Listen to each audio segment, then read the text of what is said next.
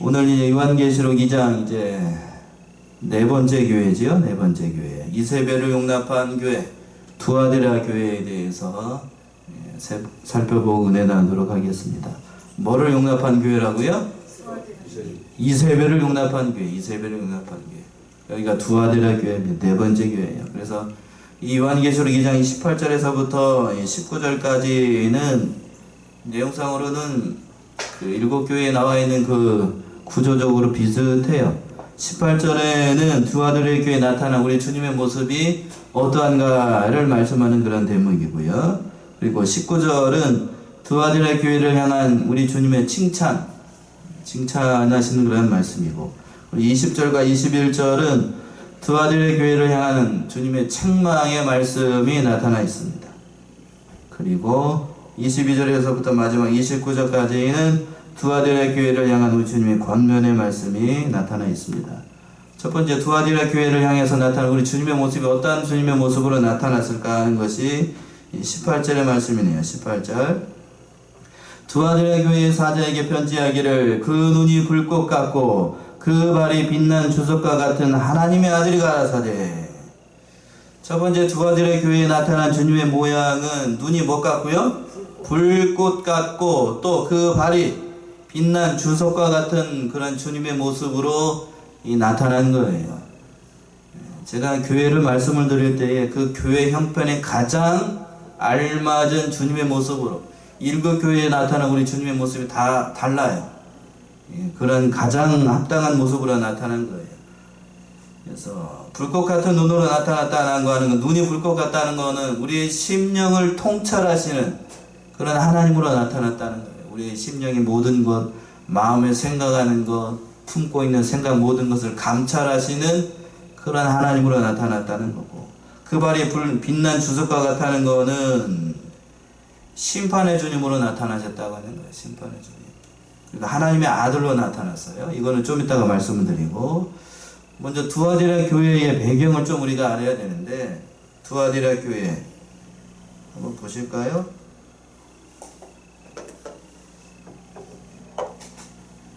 네, 작아졌네. 보이셔요? 작아지면 안 보일 텐데. 여기가 두아디라 교회입니다. 얼추 보이시죠? 예. 지난주에 살펴봤던 버가모 교회가 어디냐면 여기에요. 버가모가 여기고 두아디라가 여기인데, 여기서부터 여기까지가 약 70km 정도 떨어진 그런 곳입니다. 70km. 제가 저기 크게 해놨는데, 크게 해놨는데 작아졌네요. 할 수 없지만. 이 도시는 산업이 발달한 도시였어요. 산업이 발달한 도시였고, 특히 직물이 뭐죠? 직물, 섬유, 섬유, 옷감을 말하는 거예요. 옷감을 만드는 것하고, 그 다음에 염료가 뭐죠? 염색하는 것. 예. 그러니까 옷감하고 염색하는 것이 발달된 산업 도시였습니다. 그러니까 잘 사는 도시겠죠, 그죠? 제법 잘 살았던 도시였어요. 직물과 염료가 발달했다라고 하니까 얼핏 떠오르는 사람이 있는데, 여기가 누구의 고향이냐면 자주장사 루디아의 고향이에요. 루디아. 예. 사도행전 16장 14절에서 나와 있는 자주장사 루디아 있죠? 한번 찾아보세요. 사도행전 16장 14절. 그냥 건성으로 봐가지고 루디아가 여기 출신이다 하는 것이 잊어버렸을 거예요. 16장 14절. 두아디라 성의 자주장사로서 하나님을 공경하는 루디아라는 남여자가 들었는데 주께서 그 마음을 열어 바울의 말을 청중하게 하십니다. 예, 14절 시작을 할 때 어느 성이라고 되어 있어요?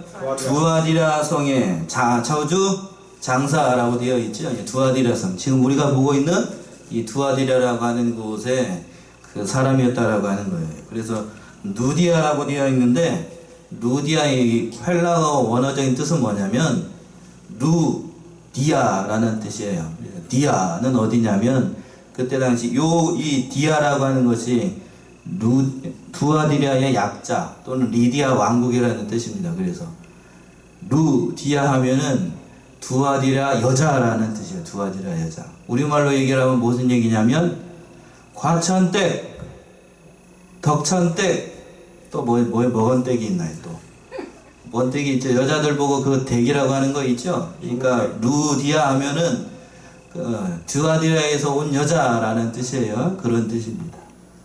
그래서 이곳에 아마 이 두아디라 교회를 아마 그래서 학자들은 생각을 하기를 이 루디아가 세우지 않았을까 하는 그런 추측도 해봅니다. 루디아가 그러면 같은 그런 의미의 땡이라고 했으니까 루디아의 본명이 어떻게 될까? 본명이 안 궁금해요? 진짜 이름이 뭘까? 성경이 확신은 할 수 없지만 빌립보 4장 2절로 한번 가보세요. 빌립보서 4장 2절.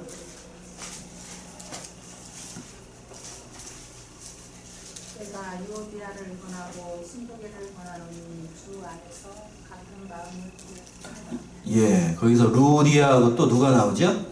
순두계라고 하는 두 사람이 나오죠. 이게 헬라어로 보면 다 여자로 나와 있는데, 그러니까 둘 중에 하나가 누구? 루디아의 본명이 아닐까 학자들은 추측을 합니다. 루디아의 본명이 아닐까 확신할 수는 없고요. 아무튼 그렇다는 얘기고요.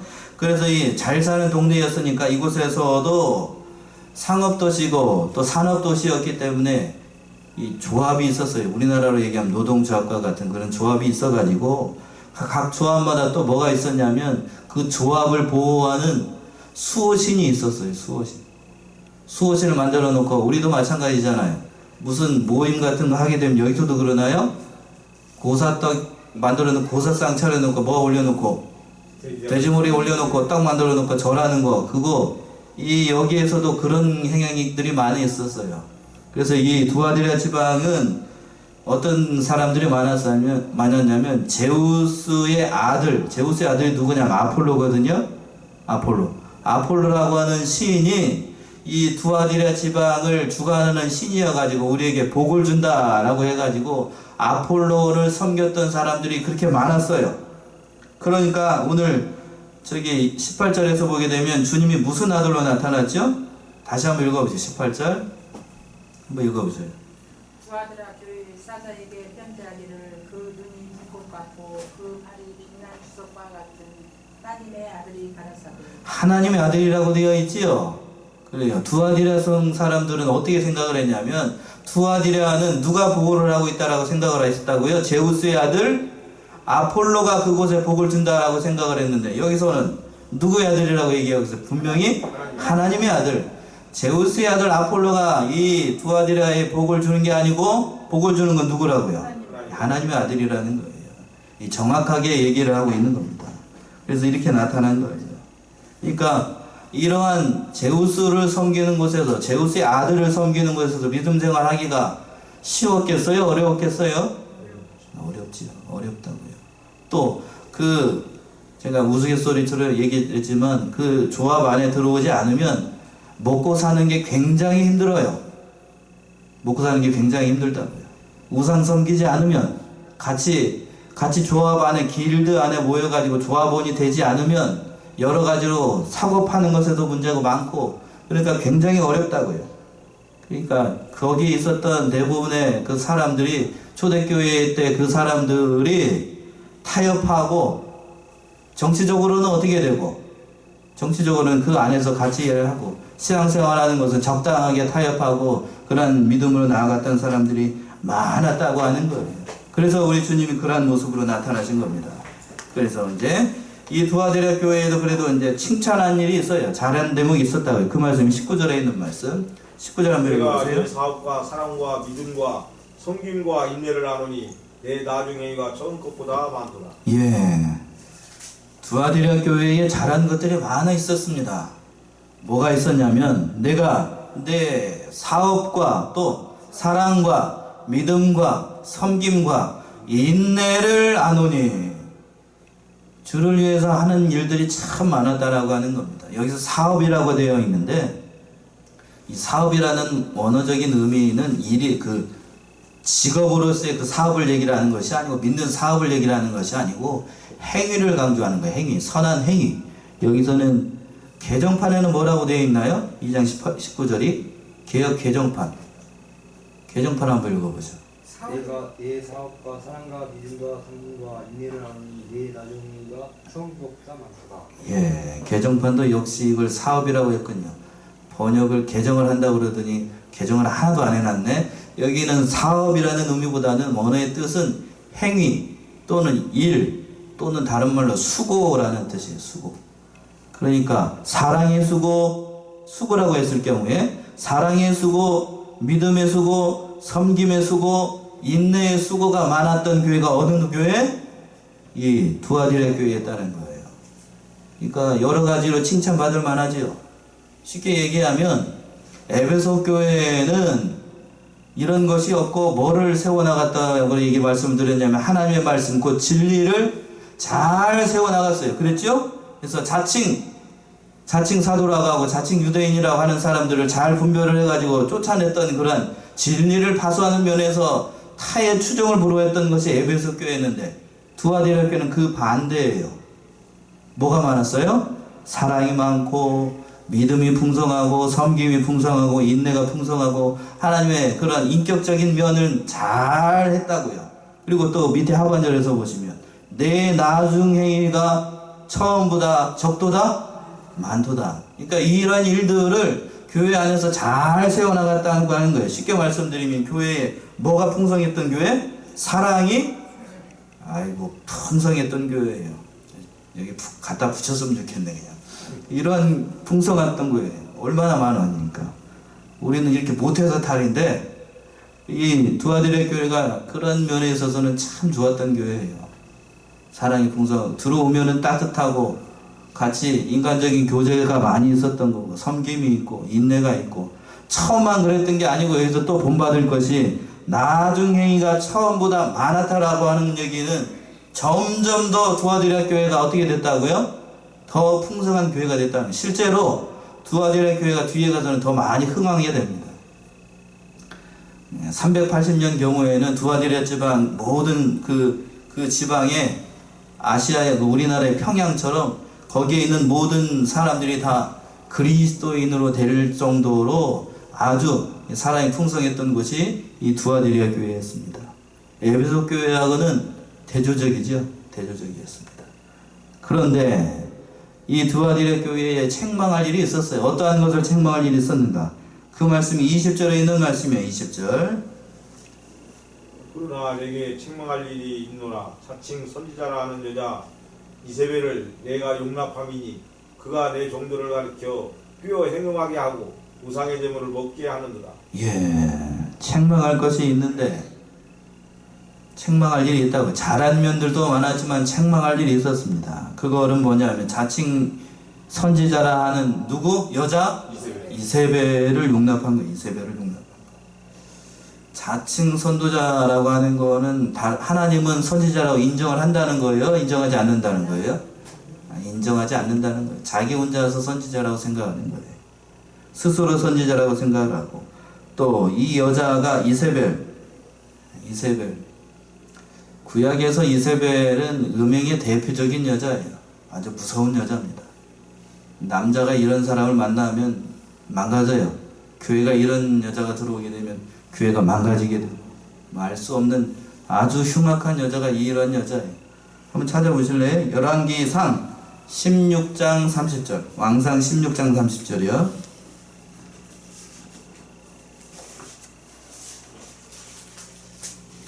열왕기상 16장 30절 31절. 우물의 아들 아합이 그 전에 모든 사람보다 여호와 보시기에 악을 더욱 행하여 31절까지요. 느밧의 아들 여로보암의 죄를 따라 행하는 것을 오히려 가볍게 여기며 시돈 사람의 왕 에바알의 딸 이세벨로 아내를 삼고 가서 바알을 섬겨 숭배하고.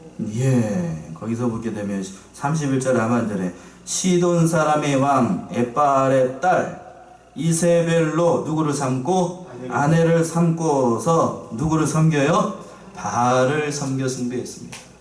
아합이 참 악한 왕이 대표적인 왕이었었는데 그래도 어리숙했어요. 좀 남자들이 좀 어리숙한 면이 좀 있잖아요. 그런 어리숙한 면이 있었는데 악독해질 수밖에 없었던 것은 누구를 만났기 때문에? 이세벨을 만났기 때문에. 그러니까 남자가 좀 어리숙하고 좀 악한 면이 있다 할지라도 아주 독하지는 않은데 무슨 말인지 알죠? 근데 이 이세벨을 만나니까 악 플러스 뭐가 돼? 독까지 돼가지고 아주 악독한 남자가 됐어. 악독한 남자. 우상을 섬기게 만들고 이 온 저녁 이미 살펴봤잖아요 우리가. 그 엘리야를 죽이려고 했던 여자가 누구였어요? 이 이세벨이었습니다. 이세벨. 대선지자였던 엘리야가 누가 무서워가지고 도망을 가? 이세벨이 무서워가지고 도망갈 정도면, 엘리야가 도망갈 정도면은 보통 여자가 아니었다고 하는 거예요. 보통 여자가 아니었어요. 이런 이 사랑이 많고 여러 가지로 믿음하는 일이 덕이 있고 인격적인 많이 풍성하다가 보니까 뭐가 흐려지기 쉽냐면 말씀 면에서, 진리를 분별하는 면에서 흐려진 거예요. 그러니까 영향력이 있는 여자 이세벨이 딱 들어오니까, 이세벨은 겉으로 봤을 때에는 아주 인격적이고 하나님을 잘 믿는 것 같이 하고, 이 여러 가지로 봤을 때에 참 좋아요. 겉으로 봤을 때에는 아주 화려하고 예쁘다고요. 그러니까 사람들이 봤을 때에는 혹하는 거예요. 혹합니다. 교회 안에 이런 여자가 들어오게 되면 믿음 없는 성도들, 믿음이 연약한 성도들은 그 사람들에게 다 넘어가요. 다 넘어가. 오늘날 그 교회 안에 누가 들어오고 있는 성도들이, 어떤 성도들이 많이 들어오냐, 어떤 사람들이 많이 들어오냐면 천지, 무슨 꾼? 추수꾼이 많이 들어와요. 추수꾼이 많이 들어와가지고. 처음에 봤을 때는 목회자의 우리 교회는 그런 사람이 없고 너무 다 드러나기 때문에 그런 사람이 들어올 수도 없는데, 서울에 있는 영향력 있는 좀 한다는 교회들 들어가게 되면 이 신천지가 한번 들어와가지고 휘저서 놓게 되면 말도 못해요. 말도 못해. 산옮기기라고 하는데요. 한번 들어나가지고 휘저서 놓으면 감당을 할 수가 없어요. 감당을 할 수가 없어요. 그런 이세벨을 용납한 것이 교회가 이 어지럽게 되는 일을 만나게 된 거예요. 오늘날에도 마찬가지예요. 이러한 이세벨 운동이 현대 교회에서도 많이 일어나고 있어요. 중세시대 때도 마찬가지였습니다. 중세시대 때에도 대표적인 이세벨 운동이, 부끄러운 얘기지만 지금 천주교가 그런 일들을 많이 했었어요.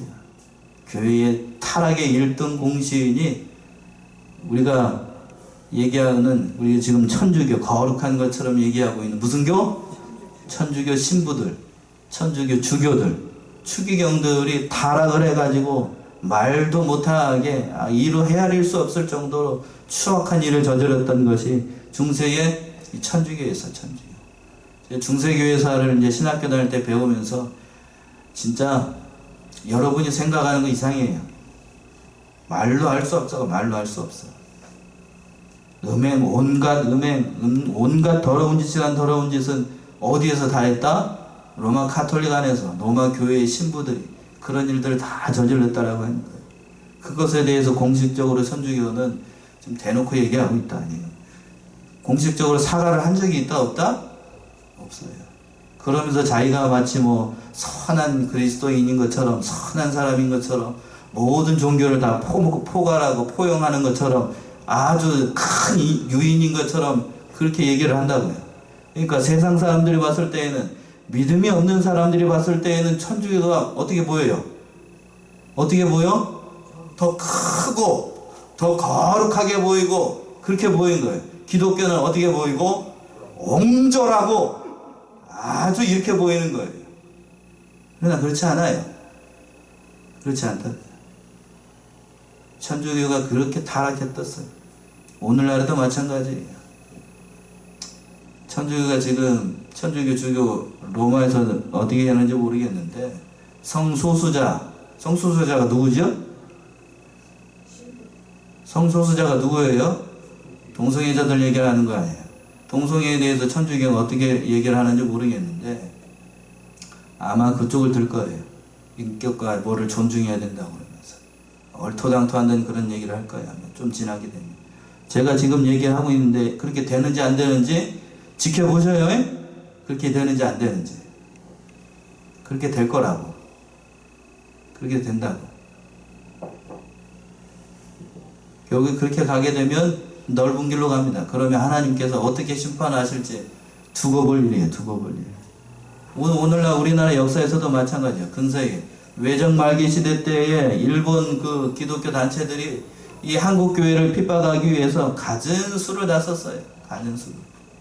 신사참배 운동을 거부하는 사람들을 옥에 가두고 말로 할 수 없는 고문과 말로 할 수 없는 그런 일들을 자행했던 것이 이 이세벨 운동이에요. 온갖 음행을 다 저지르고 교회 안에 온갖 잡다한 사상들을 퍼뜨렸던 것이 오늘날 불과 몇 년 전이에요. 불과 얼마 전입니다. 이러한 모든 것들을 회개하라고 하나님께서 기회를 주셨어요. 이러한 이세벨 운동. 오늘날 현대 교회에서도 이세벨 운동이 많이 있어요. 제가 오늘 이 얘기를 조금 하려고요. 이러한 사람들 참 조심해야 됩니다.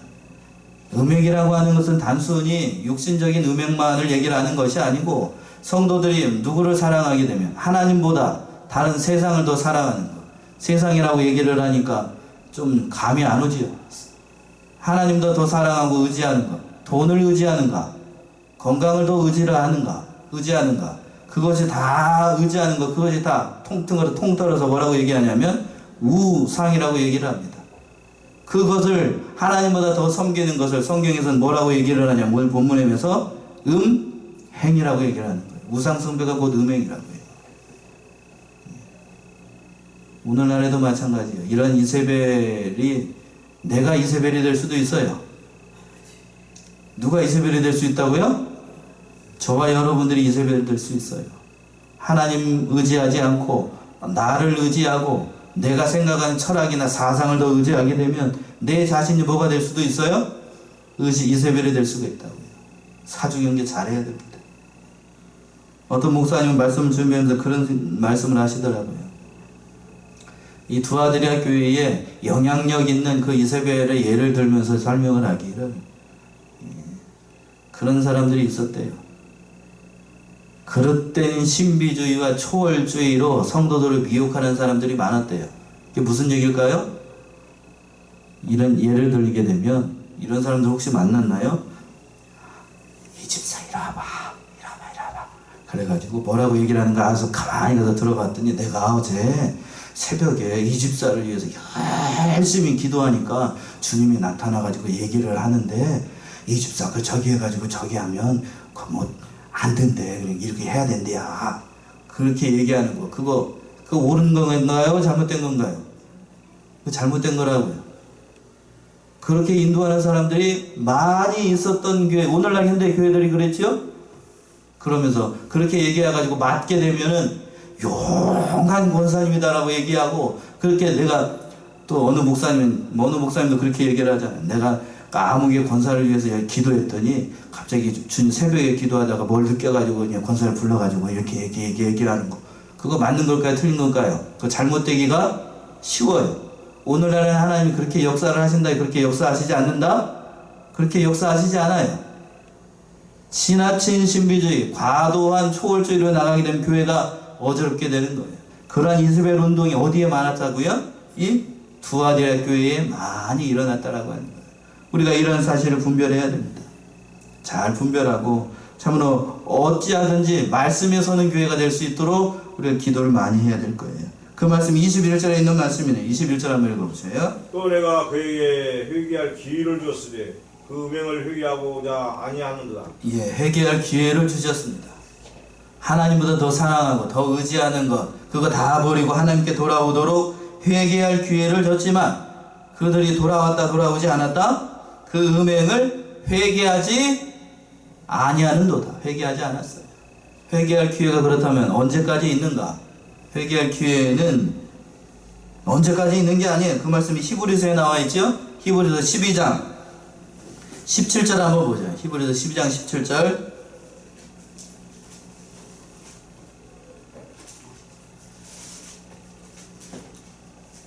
너희의 아는 바와 같이 저가 그 후에 축복을 기업으로 받으려고 눈물을 흘리며 구하되 버림받아 되어 회개할 기회를 얻지 못하였느니라. 예, 회개할 기회를 얻었다고요? 얻지 못했다고요? 얻지 못했다. 회개할 수 있는 기회는 정해져 있습니다. 회개할 기회를 줬을 때에 우리가 돌이키고 회개해야 돼요. 한국교회도 마찬가지입니다. 신사참배 운동을 했던 거 이병규 목사님이 살아계셨을 때 그 얘기를 참 많이 했어요. 한국 교회가 이렇게 현대 어지럽게 되는 거는 8.15 해방이 되고 됐을 때에 전 교회적으로 회개했어야 되는데 회개하지 않았기 때문에 대한예수교 장로의 간판을 걸고 있는 교회가 수백 개가 돼요. 수백 개 교파가 이렇게 갈라지게 된 것이 뭔가 그때 뭐 하지 않았기 때문에요? 회개하지 않았기 때문에. 대표적인 예로 우리 주기철 목사님에 대해서 얘기를 했잖아요. 말씀을 드렸던 것처럼 주기철 목사님이 이 대한예수교 장로회 총회, 합동 총회로부터 회복이 된 것, 노예적으로 회복이 된 거는 얼마 전이고 총회적으로 회복이 된 거는 불과 2년 전이에요. 어떻게 됐다고요? 불과 2년 전, 2016년도니까 3년 전이군요. 회복이 된 게 총회적으로 회복이 된 게 그때 회복이 됐다고요. 예, 우리 한국 교회가 부끄러운 얘기지만 한국 교회가 그래서 한국 교회가 누구를 탓할 것이 아니에요. 한국 교회사를 읽다가 보게 되면 제가 공부를 조금 했어요. 그러면서 한국 교회사를 읽다가 보면은 참으로 뭐가 많이 부러지냐면 연필이 많이 부러져. 이게 교회인가? 이게 한국 교회 목사님들인가? 이 가슴 아픈 대목들이 너무나도 많이 있다니까요. 알 수가 없어. 공산당이 들어왔을 때에 또 한 가지 얘기를 드릴까요? 공산당이 들어왔을 때에 그 공산당 그 교회의 목사님들을 꼬아 바친 것이 누구인가? 안 믿는 사람일 것 같아요? 믿는 사람일 것 같아요? 믿는 사람이죠. 거기에서도 같은 교회에 영향력 있는 목사님, 장로님들이 담임 목사님을 고발하고 그런 아픈 역사가 있었던 것이 불과 얼마 전이에요. 얼마 전. 그게 우리 한국 교회였다고요. 그런 모든 것들을 회개를 했다 안 했다? 우리 한국 교회가 회개하지 않았어요. 그냥 얼렁뚱땅 어떻게 됐다고요? 얼렁뚱땅 넘어가서 얼렁뚱땅. 그러면서 전쟁이 일어나면서 그런 영향도 있겠지만 회개하지 않았기 때문에 한국 교회가 잠시적으로 부흥을 할 수 있었지만 오늘날 이렇게 호된 대가를 치르고 있는 것이 그 영향력이 아닌가 저는 그렇게 생각을 합니다. 그래서 권면의 말씀이 22절에서부터 쭉 나와 있어요. 얼른 지나가야 되겠네요. 22절 한번 읽어보시죠. 22, 23절. 볼지어다 내가 그를 침상에 던질 터이요 또 그로 더불어 간음하는 자들도 만일 그의 행위를 일겠지 아니하면 큰 환난 가운데 던지고 예. 23절까지요. 또 내가 사망으로 그의 자녀를 죽이리니 모든 교회가 나는 사람의 뜻과 마음을 살피는 자인 줄 알지라 내가 너희 각 사람의 행위대로 갚아주리라. 예. 회개하지 않는 자들은 이렇게 한다고 하나님께서 심판하신다고요. 첫 번째는 볼지어다 내가 그를 어디에 던진다고요? 침상에 던진다. 침상에 던진다라고 하는 것은 그 병에 들어가지고 어디에 누워있게 만든다? 침대에 누워있게 만든다는 거예요. 병 들어가지고 침대에 눕혀버리겠다는 거예요. 좋은 의미가 아니고 잠자라는 의미로 침대에 눕힌다는 게 아니고 병 들어가지고 일어나지도 못하게 만든다는, 하나님이 그렇게 심판하신다는 거예요. 두 번째는 뭐라고 그랬어요? 또 그로 더불어 간음한 자들도 만일 그 행위를 해결치 아니하면 어떤 환난에? 큰 환난 가운데 던지고 환난 가운데 던져버린다고. 환난 가운데 하나님께서 이렇게 환난 가운데 던져버리면 거기에서 나올 수 있다 없다?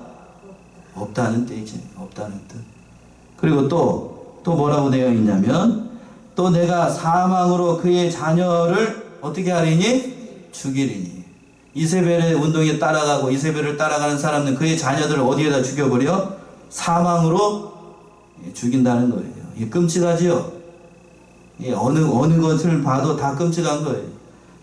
병 들어가지고 어디에 눕게 만들고 침상에 눕게 만들고 또 간음한 자들은 어디에다 넣어버리고 큰 환난 가운데 던져버리고 자녀들을 어디에다 던져버리고 사망으로 던져버리고 무서운 심판이에요. 무서운 심판. 이러한 자들은 어떠한 자들에게? 회개하지 않는 자들에게. 여러분들은 저와 여러분들은 다 회개했으니까 회개하고 돌이켰으니까 이러한 심판을 받을까요? 안 받을까요? 빨리 얘기하세요. 진도 나가야 되니까. 받을까요? 안 받을까요? 안 받아요. 회개했으니까요. 회개한 줄로 알아요. 24절 25절. 두아디라에 남아있어 이 교훈을 받지 아니하고 소위 사단의 깊은 것을 알지 못하는 너희에게 말하노니 다른 짐으로 너희에게 지울 것이 없느라 다만 너희에게 있는 것을 내가 올 때까지 굳게 잡으라. 사단의 깊은 곳, 곧 이세벨의 운동을 가리키는 건데, 마귀의 역사가 있는 곳, 깊은 곳, 그것을 상징을 하는 거예요. 이세벨의 운동도 한번 빠지게 되면 헤어나오기가 어려워요. 저도 제 옆에 있는 좀 가까우신 그런 분들이 이단에 빠졌다가 하신 분들이 많이 봐서, 이단에 한번 빠지면 헤어나오기가 쉽다, 어렵다? 어려워요. 왜 그럴까요? 왜 어려울까요? 거기에도 나름 재미가 있고, 나름 묘미가 있고, 나름 매력이 있어요. 쉽게 얘기하면, 영적으로 얘기하면 세요. 어떻게 된다고? 세요. 밋밋하고 우리 밥 먹을 때 밥처럼 그냥 쌀밥이 아니고 뭔가 좀 특별한 맛이 그 이단 속에 있대요. 그게 뭔지는 잘 모르겠어요. 저는 알 수가 없는데 그런 특별한 게 있대요. 그러니까 거기 한번 빠지게 되면 헤어나올 수가 없어요. 세상적인 얘기로 하게 되면 마치 뭐에 취한 것처럼, 술에 취한 것처럼 거기 한번 빠지게 되면 헤어나오기가 어려워요. 잘못된 사상에도 마찬가지고, 담배에 인이 박히면 담배를 끊기 어려운 것처럼, 도박에 인이 박히면 도박을 끊기가 쉬워요, 어려워요? 어려워요.